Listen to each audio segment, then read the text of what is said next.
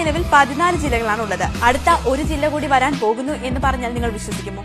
എന്നാൽ അങ്ങനെയൊന്ന് വരാൻ പോവുകയാണ്. നെയ്യാറ്റിൻകരയാണ് ഒരു ജില്ലയായി മാറ്റണമെന്ന ഭീമ ഹർജി സർക്കാരിന് മുന്നിൽ എത്തിയിരിക്കുന്നത്. നെയ്യാറ്റിൻകര ജില്ലാ രൂപീകരണ സമിതി നെയ്യാറ്റിൻകര കാട്ടാക്കട താലൂക്കുകൾ കൂട്ടിയോജിപ്പിച്ച് നെയ്യാറ്റിൻകര ആസ്ഥാനമാക്കി പുതിയ ജില്ല രൂപീകരണം എന്ന ആവശ്യവുമായി ജനങ്ങളിൽ നിന്ന് സ്വരൂപിച്ച 1.5 ലക്ഷം ഒപ്പുകൾ അടങ്ങിയ ഭീമ ഹർജി സമിതി ചെയർമാൻ ജി ബാലകൃഷ്ണൻപിള്ള മുഖ്യമന്ത്രിക്ക് സമർപ്പിച്ചു. സർക്കാരിന് പുതിയ ജില്ല രൂപീകരിക്കുന്നതിന് അനുകൂല നിലപാടാണ് ഉള്ളതെന്ന് മുഖ്യമന്ത്രി പറഞ്ഞു. 1984 കാസർഗോഡ് ജില്ല രൂപീകരിക്കുന്നതിന് ശേഷം പുതിയ ജില്ലകൾ രൂപീകരിക്കാത്തതുകൊണ്ട് കേന്ദ്ര വിഹിതത്തിലും ഏകീകൃത വികസനത്തിനും സംസ്ഥാനത്തിനുണ്ടായ കനത്ത നഷ്ടം മുഖ്യമന്ത്രിയുടെ ശ്രദ്ധയിൽപ്പെടുത്തുകയും ചെയ്തു.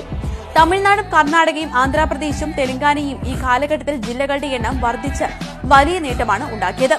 ദാരിദ്ര്യ നിർമ്മാർജ്ജനത്തിനും വികസനത്തിനും ചെറിയ പ്രദേശങ്ങൾ ഉൾപ്പെടുത്തി ജില്ല രൂപീകരിക്കുന്നതിന് ദേശീയ തലത്തിൽ ഫലപ്രാപ്തി കണ്ട വസ്തുതയാണ്. സംസ്ഥാനത്ത് വയനാടിനെ പിന്തള്ളി ഏറ്റവും കുറഞ്ഞ പ്രതിശീർഷ വരുമാനമുള്ള ജനങ്ങൾ അധിവസിക്കുന്ന ഈ പ്രദേശത്ത് മാറ്റമുണ്ടാക്കുവാൻ ജില്ലാ രൂപീകരണം കൊണ്ടേ സാധ്യമാവുകയുള്ളൂവെന്ന് ഹർജിക്കാർ പറഞ്ഞു. കേരളത്തിലെ തിരുവനന്തപുരം ജില്ലയിലെ ഒരു പട്ടണവും മുനിസിപ്പാലിറ്റിയുമാണ് നെയ്യാറ്റിൻകര. തിരുവനന്തപുരം നഗരത്തിൽ നിന്ന് 20 കിലോമീറ്റർ തെക്ക് കിഴക്കായി ദേശീയപാത 544 നിന്ന് കന്യാകുമാരിയിലേക്കുള്ള വഴിയിലാണ് നെയ്യാറ്റിൻകര സ്ഥിതി ചെയ്യുന്നത്. പുതിയൊരു ജില്ല രൂപം കൊള്ളുമ്പോൾ ഉണ്ടാകാൻ പോകുന്ന മാറ്റങ്ങൾ എന്താണെന്ന് കാത്തിരുന്നു കാണാം.